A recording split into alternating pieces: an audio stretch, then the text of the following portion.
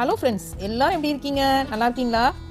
வாங்க ஃப்ரெண்ட்ஸ், இன்னைக்கு நம்ம மாடி தோட்டத்தில் ரொம்ப பயனுள்ள வீடியோவை தான் நம்ம பார்க்க போகிறோம். நம்ம கத்திரிக்காய் செடி பூச்சி வந்து இலைகள் முழுக்க கெடுத்துட்டு இருந்துச்சு. முதல் தடவை பூச்சி வந்தப்போ கவனிச்சு அதை கட் பண்ணி சரி பண்ணோம். ஆனால் செகண்ட் டைமும் கொஞ்சம் கவனிக்காமல் விட்டதுனால மறுபடியும் பூச்சி தாக்குதல் ஆரம்பிச்சிடுச்சு.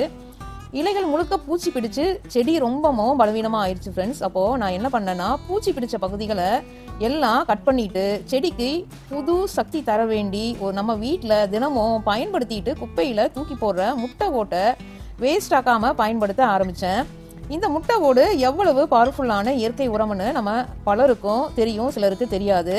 இதில் நிறைய கால்சியம் இருக்குது, பாஸ்பரஸ் இருக்குது, மெக்னீஷியம் இருக்குது. இன்னைக்கு இந்த வீடியோவில் முழுசாக பார்ப்போம். முட்டை ஓட்டை எப்படி தயார் பண்ணுறது, எத்தனை நாளைக்கு ஒரு முறை கொடுக்கணும், எவ்வளவு அளவு கொடுக்கணும், இதில் என்னென்ன சத்துக்கள் இருக்குது, கத்திரிக்காய் செடிக்கு இது என்ன மாதிரி பயன் தரும், நான் கொடுத்ததுக்கப்புறம் 2 வாரத்தில் செடி எப்படி மாறி இருக்குன்னு கூட காட்சிகளை நான் விளக்கமாக உங்களுக்கு கொடுக்க போகிறேன். ஸ்டெப் பை ஸ்டெப்பாக எப்படி என்ன பண்ணினேன் அப்படின்னு கொடுத்துருக்கேன். கடைசி வரைக்கும் பாருங்கள், நல்ல யூஸ்ஃபுல்லான இன்ஃபர்மேஷன் இருக்குது ஃப்ரெண்ட்ஸ். வாங்க வீடியோக்குள்ளே போகலாம். முதல்ல நம்ம பிரச்சனை என்னன்னு பார்ப்போம். மாடி தோட்டத்தில் வளர்ந்த கத்திரிக்காய் செடிக்கு முதல் தடவை பூச்சி வந்தப்போ இலைகள் மேலே பூச்சி முட்டையிட்டு குட்டி போட்டு பூச்சி இலையை தின்னு ஓட்டை போட்டு செடி பலவீனமாக காட்சி தந்துட்டு இருந்துச்சு. அப்போது நான் பூச்சி பிடிச்ச இலைகளை எல்லாம் கத்திரிச்சு எடுத்துட்டேன். சுத்தமாக கவனித்து வச்சுருந்தேன். சில நாள் நல்லா இருந்துச்சு. ஆனால் பிஸி லைஃப்பில் கவனிக்க முடியாமல் போச்சு. செகண்ட் டைமும் மறுபடியும் பூச்சி வந்துருச்சு ஃப்ரெண்ட்ஸ். இந்த தடவை இன்னும் அதிகமாக பாதிச்சிருச்சு.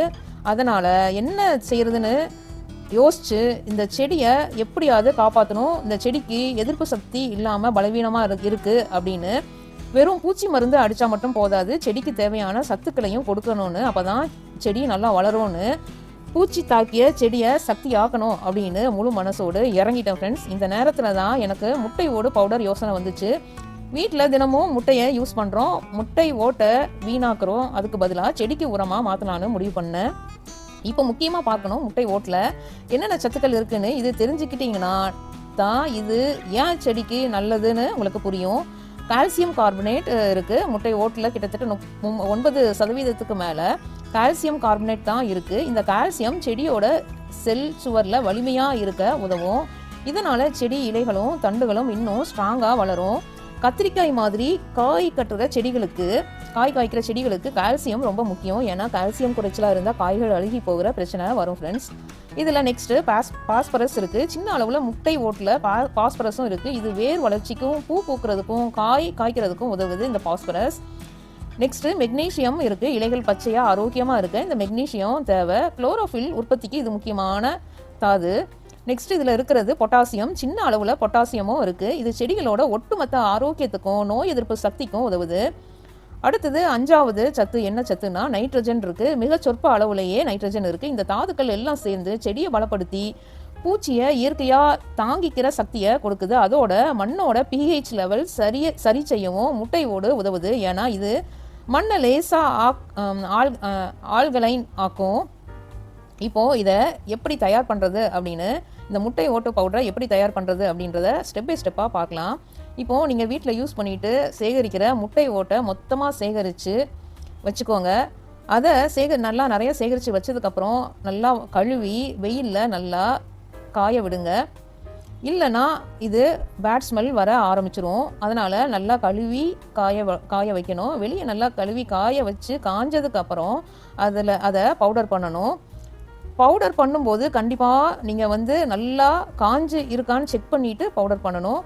மிக்சியில் அரைக்கிறது காஞ்ச முட்டை ஓட்டை மிக்சியில் போட்டு நல்லா பவுடர் ஃபார்மில் அரைச்சிக்கோங்க. ரொம்ப கொரகரப்பாக இல்லாமல் மென்மையான பவுடர் ஆகிற வரைக்கும் அரைக்கணும். மென்மையான பவுடராக இருந்தால் தான் மண்ணோட எளிதாக கலக்கும், வேர்களும் எளிதாக அப்சர்வ் பண்ணும். சேமித்து வைக்கிறது எப்படின்னு பார்க்கலாம் வாங்க. இந்த முட்டை ஓட்டு பவுடரை, அரைச்ச பவுடரை நல்லா காற்று போகாத டப்பாவில் அடைச்சி வச்சுக்கோங்க. நீண்ட நாள் கெடாமல் வச்சுக்கலாம். அப்போ தான் தேவைப்படும் போது நம்ம யூஸ் பண்ணிக்கலாம். இது சிம்பிளான ப்ராசஸ். வீட்டில் இருக்கிற வேஸ்ட் மெட்டீரியலை இந்த முட்டை ஓட்டை வச்சு இவ்வளவு நல்ல உரம் நம்ம தயார் பண்ணலாம். உங்கள் பைசாவையும் நீங்கள் சேமிக்கலாம் ஃப்ரெண்ட்ஸ். இப்போ இந்த பவுடர் செடிக்கு எப்படி கொடுக்கணும், கத்திரிக்காய் செடிகளுக்கு எப்படி கொடுக்கணுன்றதை பார்க்கலாம் வாங்க. ஒவ்வொரு செடிக்கும் 1 ஸ்பூன் முட்டை ஓடு பவுடர் மட்டும்தான் கொடுக்கணும் ஃப்ரெண்ட்ஸ். இதுக்கு மேலே அதிகமாக போடக்கூடாது. ஏன்னா அதிகமாக போட்டால் மண்ணோட pH லெவல் அதிகமாக மாறி வேறு பிரச்சனைகள் வரலாம். முதல்ல செடியோட மண்ணை லேசாக கிளறி விடுங்க. இது வேர்களுக்கு காற்று ஓட்டம் தர உதவும். அதோட உரம் மண்ணோட நல்லா கலக்க வைக்கும். மண்ணை கிளறினதுக்கப்புறம் 1 ஸ்பூன் முட்டை ஓடு பவுடரை எடுத்து செடியோட வேர் பகுதிக்கு ஓரமாக தூவுங்க.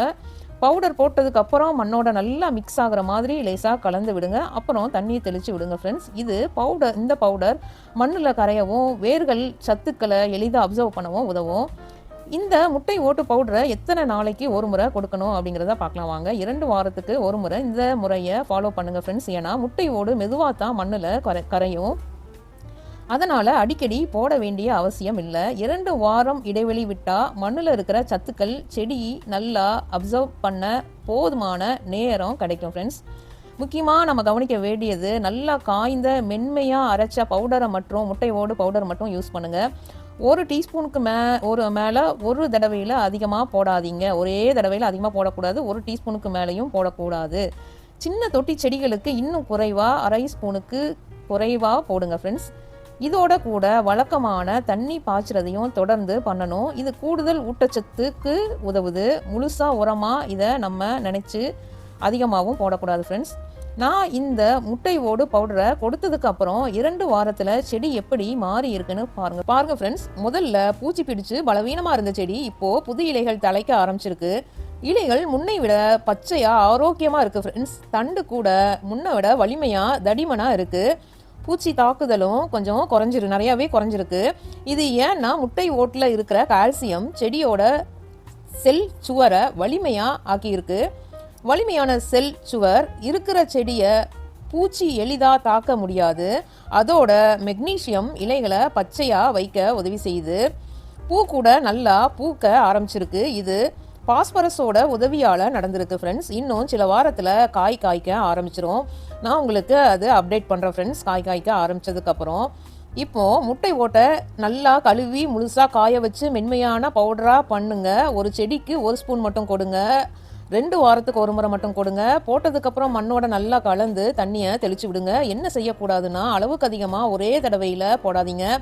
மண்ணோட pH கெட்டுரும். ஈரமாக முழுசாக காயாத முட்டை ஓட்டை யூஸ் பண்ணாதீங்க. மொரமொரப்பான பெரிய துண்டுகளை போடாதீங்க. வேர்கள் காயலாம், மக்கிறதுக்கும் நாட்கள் எடுக்கும். இந்த உரத்தை மட்டும் நம்பி வேற உரம் கொடுக்காம விட்டுறாதீங்க. இது ஒரு கூடுதல் சத்து தான், முழு உரம் அல்ல ஃப்ரெண்ட்ஸ். இது ரொம்ப சிம்பிளான செலவே இல்லாத வீட்டில் இருக்கிற வேஸ்ட் தூக்கி போடுற முட்டை ஓட்டை பயன்படுத்தி இயற்கை உரம் தயாரிக்கிற ஒரு மெத்தட். இது கத்திரிக்காய் செடிக்கு மட்டும் இல்லாமல் தக்காளி, மிளகாய் மற்றும் காய்க்கிற எல்லா செடிக்கும் ரொம்ப பலனை தரும். நீங்களும் முயற்சி பண்ணி பாருங்கள். உங்களோட செடிகள் எப்படி மாறுதுன்னு கமெண்ட்டில் சொல்லுங்கள் ஃப்ரெண்ட்ஸ். இதுபோல் இயற்கை உரம் மற்றும் மாடி தோட்டம், மொட்டை மாடி கோழி வளர்ப்பு போன்ற வீடியோக்களை தொடர்ந்து பார்க்கணுன்னா என்னோட வீடியோவை லைக் பண்ணி, ஷேர் பண்ணி, சப்ஸ்கிரைப் பண்ணி உங்கள் ஃப்ரெண்ட்ஸுக்கும் ஷேர் பண்ணி அந்த பெல் ஐக்கானை தட்டி விட்டுக்குங்க. அப்போ தான் நோட்டிஃபிகேஷன் வரும் friends. Thank you friends. Happy gardening. Have a nice day.